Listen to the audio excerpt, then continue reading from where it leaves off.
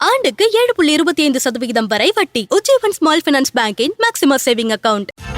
Welcome to IPS finance. நிஃப்டியை பொறுத்த வரைக்கும் 47 புள்ளிகள் அதிகமாகி 26,033 முடிஞ்சிருக்கு. சென்செக்ஸை பொறுத்த வரைக்கும் 158 புள்ளிகள் அதிகமாகி 85,265 முடிஞ்சிருக்கு. வாங்க நம்ம பொருளாதார விமர்சகர் நாகப்பன் சார் கிட்ட பேசுவோம். சார் வணக்கம். வணக்கம் சிபி.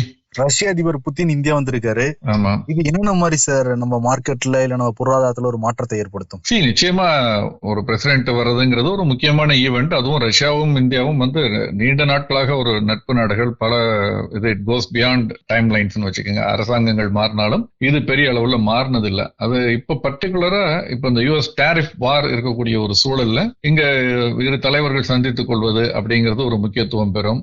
இரு நாடுகள் உறவு மேம்படும். அந்த மாதிரியான விஷயங்கள் இருக்கு. பட் உடனடியான தீர்வு எதுவும் இருக்கும். இது ஆப்டிக்ஸா தான் நான் தொடர்ந்து பாக்குறேன். தொடர்ந்து அந்த ஒரு நாள் ஈவெண்ட்ங்கிறது. பட் அதை தாண்டி இது பாசிட்டிவா வர்றதுக்கு வாய்ப்புகள் அதிகமாகவும் இருக்குது. பட் உடனடியாக இதுக்கு மார்க்கெட் ரியாக்ட் ஆகுது. பாத்தீங்கன்னா இந்த மாதிரி செய்தி வந்த உடனே டிஃபென்ஸ் ஸ்டாக்ஸ் எல்லாம் திடீர்னு ஒரு நாள் நடுவில் நேரத்துக்கு இன்னைக்கு எல்லாம் ஒரு ஆக்டிவிட்டி ஜாஸ்தி ஆயிடுச்சு. இந்துஸ்தான் ஏரோநாட்டிக்ஸா இருக்கட்டும், பாரத் டைனமிக்ஸா இருக்கட்டும், அல்லது பாரத் எலக்ட்ரானிக்ஸா இருக்கட்டும், இந்த பங்குகள் எல்லாம் சடனா ஒரு ஆக்டிவிட்டி வந்தது. அப்கோர்ஸ் சப்சைட் ஆயிடுச்சுன்னு வச்சுக்கோங்க. அது ஒரு கண்டினியூவா இருக்குமாங்கிறது அது அடுத்தடுத்து வரக்கூடிய ஆர்டர்ஸை பொறுத்து இருக்கு. நம்ம ரொம்ப கவனமா இருக்கணுங்கிறதுக்கு இது ஒரு காலகட்டம் இது. ஆனா நிச்சயமா ஒரு பாசிட்டிவான ஒரு விஷயமா தான் நான் பாக்குறேன். பட் ரஷ்யன் க்ரூட் ஆயில் அந்த பர்ச்சேஸ், அதை பத்தி என்ன பேச போறாங்க, அதை பத்தி எதுவும் பேசுவாங்களா, அதை பத்தி எதுவும் தகவல் வெளிவருமா அப்படிங்கிறதையும் நம்ம பொறுத்திருந்து பார்க்கணும். ஏன்னா அமெரிக்கா நம்ம மீது தொடுத்திருக்கக்கூடிய அந்த டாரிஃப் வாரில் அது முக்கியமான பங்கு பெறுகிறது. இன்னைக்கு உலகத்திலேயே அமெரிக்கா கிட்டத்தட்ட மிக அதிக டாரிஃப் விதித்திருக்க நாடுன்னா இந்தியா தான் நினைக்கிறேன், எனக்கு தெரிந்த வரைக்கும். மற்ற அவங்க திட்டிக்கிட்டு இருக்க நாடுகள் மீது கூட இவ்வளவு டாரிஃப் அவங்க போடல. அதை தாண்டி இந்தியா மீது போட்டிருக்கிறார்கள். ஸோ இது நிச்சயமா ஒரு முக்கியமான ஒரு ஈவெண்ட். இன்னைக்கு மார்க்கெட் நேற்று நீங்க சொன்ன மாதிரியே இன்னைக்கு ஏற்றத்துல தான் சார் முடிவடைஞ்சிருக்கு.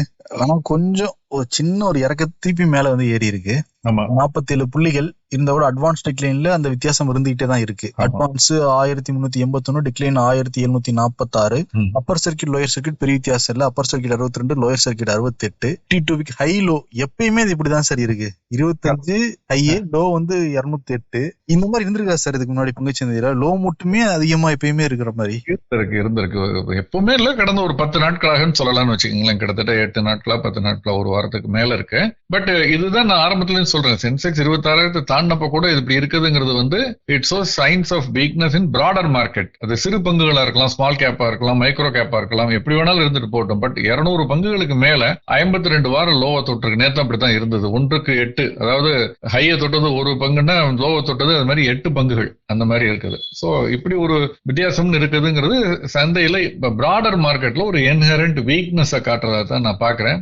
ஏன்னா இது ஏற்றம்ங்கிறது எங்க இருக்கு பாருங்களேன். அப்கோர்ஸ் முதல்ல ஏன் ஏறி இருக்கு அப்படிங்கிறதுக்கு பாத்தீங்கன்னா 2 காரணங்கள். ஒன்று ஃபிட்ச் ரேட்டிங் சர்வீஸ் நிறுவனம் அவங்க இந்தியாவினுடைய ஜிடிபி போர்காஸ்ட் நடப்பு ஆண்டுல சொல்லியிருக்காங்க. அது அதிகரிக்கும்னு சொல்லி ஏற்கனவே சொன்னது 6.9%. அது இப்ப 7.4% இருக்கும்னு சொல்லியிருக்காங்க நடப்பு ஆண்டுல. இது ஒரு பாசிட்டிவான சென்டிமெண்ட் ஜெனரலா உருவாக்கும்னு வச்சுக்கோங்களேன். நான் அதை ரொம்ப ஒரு சீரியஸா ஒரு லெவலுக்கு மேல எடுத்துக்கிறது இல்லைன்னா கூட சர்வதேச ஒரு அமைப்பு சொல்லக்கூடியது, அது ஒரு நிறுவனம் சொல்லக்கூடியது, ஃபிட்ச் ரேட்டிங் சொல்லக்கூடியதுங்கிறதுனால முக்கியத்துவம் பெறுகிறது. ஏன்னா இது இந்தியா இப்ப 8.2 ஜிடிபின்னு சொல்லியிருக்காங்க 2வது காலாண்டுல. அப்ப இவங்களும் அப்வர்ட் பண்றாங்க 6.9 இருந்து 7.4. அது ஒரு பாசிட்டிவான சென்டிமெண்ட். அப்கோர்ஸ் அவங்க அடுத்த ஆண்டு 2027 6.4 மட்டுப்படும்.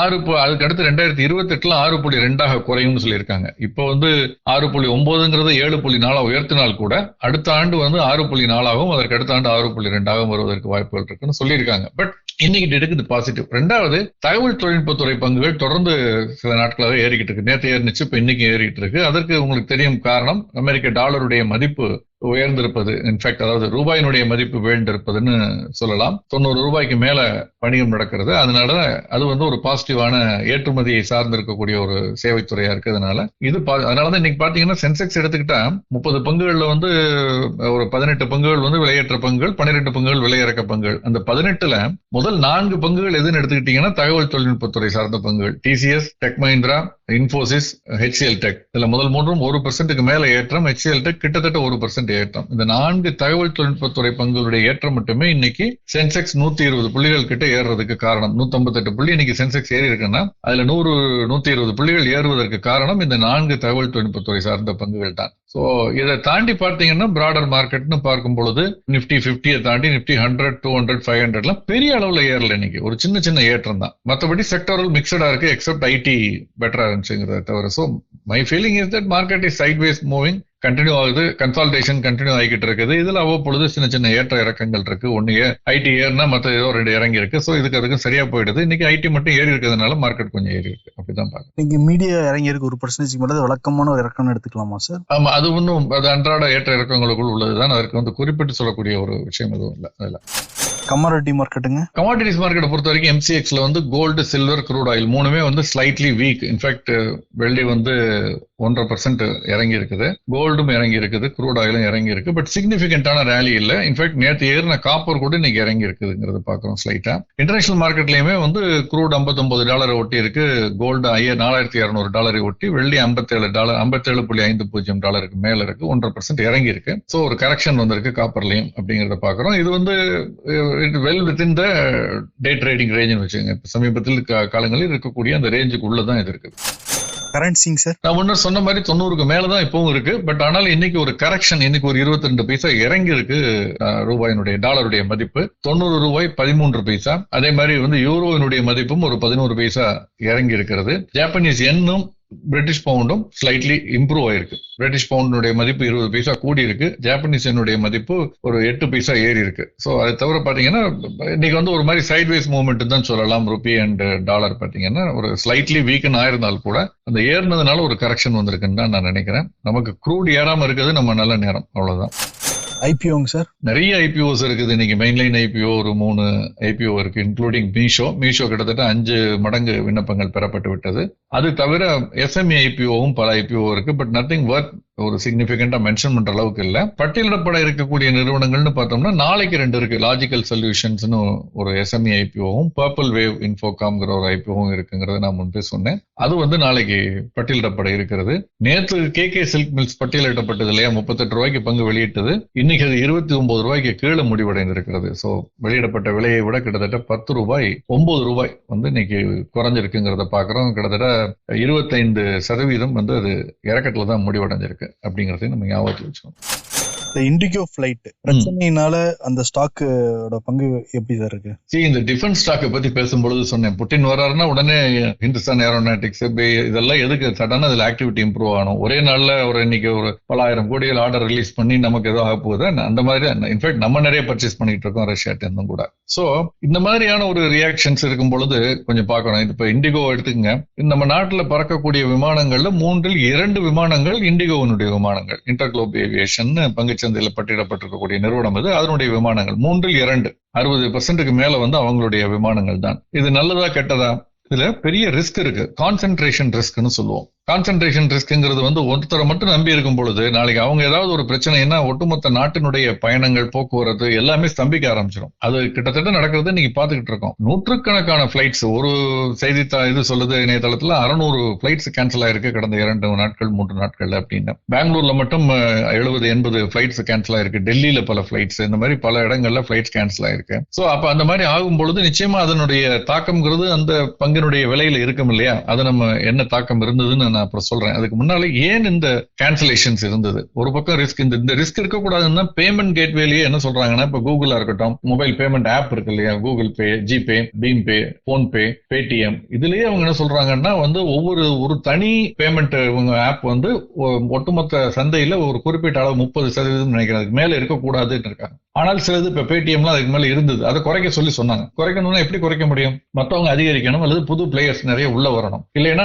ஒரே ஆளை நம்பி இருக்கும் பொழுது பெரிய ரிஸ்க், மொத்த நாட்டினுடைய பேமெண்ட் ஒரு கிரைசிஸ்ல முடியலாம் அவர்கள் ஏதாவது ஒரு ஃபெயிலியர் ஆனா அப்படிங்கிறதுனால சில சேஃப்டி மெக்கானிசம் அந்த மாதிரி இதுக்கு இல்ல.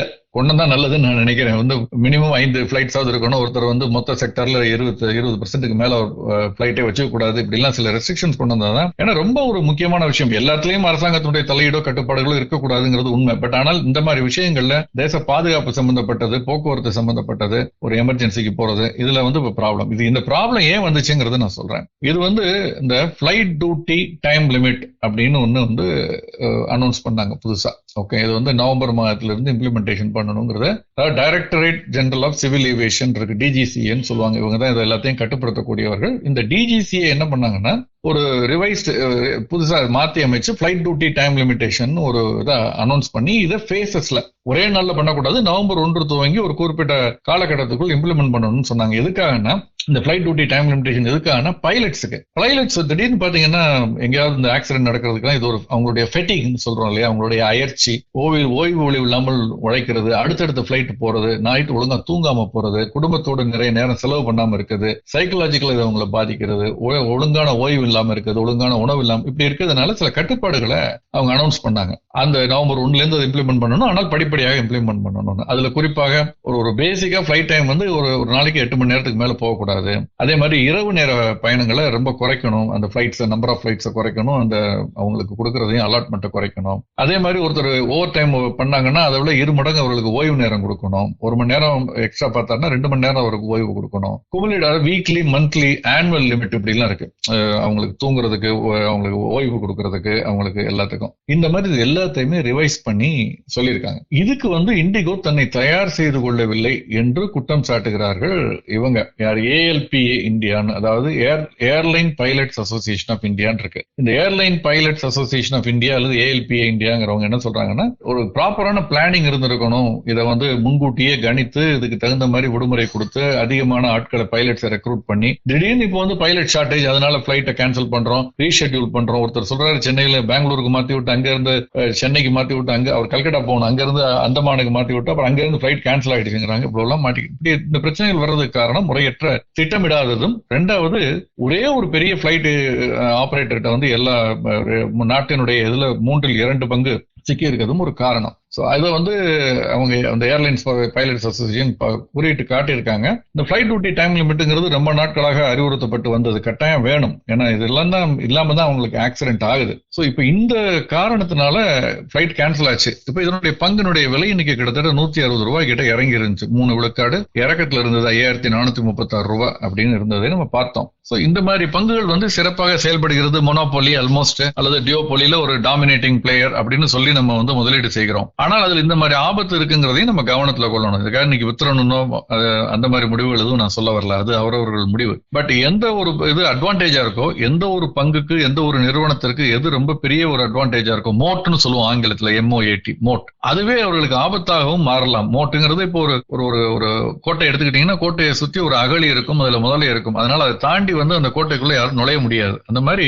மோட் இருக்க பிசினஸ் அப்படின்னு சொன்னா அந்த பிசினஸ்ல சுலபமாக யாரும் நுழைந்து வர முடியாது. அது என்ன மோட்டா இருக்கலாம், அதிக முதலீடு தேவைப்படக்கூடிய முதலீடா இருக்கலாம், அல்லது அதிக ஆட்கள் திறமையானவர்கள் தேவைப்படும், அந்த திறமையான ஆட்கள் கிடைக்க மாட்டாங்க, அல்லது அரசனுடைய லைசன்ஸ் அதுக்கு தேவைப்படும், அது கிடைக்கிறது கஷ்டமா இருக்கும். இந்த மாதிரி மோட் இருக்கக்கூடிய பிசினஸ்ல இதுவும் ஒன்று. அதனாலதான் இதில் நிறைய பேர் உள்ள நுழைய முடியவில்லை, நுழைந்தவர்கள் நிறைய ஃபெயிலியரோட வெளியே போனதும் கடந்த காலங்களில் பார்த்திருக்கோம். ஆனால் இதுதான் இதற்கு எப்படி ஒரு பெரியதோ அதே வந்து நெகட்டிவாகவும் முடிவதற்கு வாய்ப்பு இருக்கு. கவனமாக இருக்கணுங்கிறதுக்கு தான் அந்த உதாரணத்தை சொல்றேன். நிச்சயம் சார், நிச்சயம் சார். சார் ரொம்ப டீட்டெயிலா இண்டிகோ பிரச்சனையை பத்தி சொல்லியிருந்தீங்க, ரொம்ப நன்றி சார். நன்றி.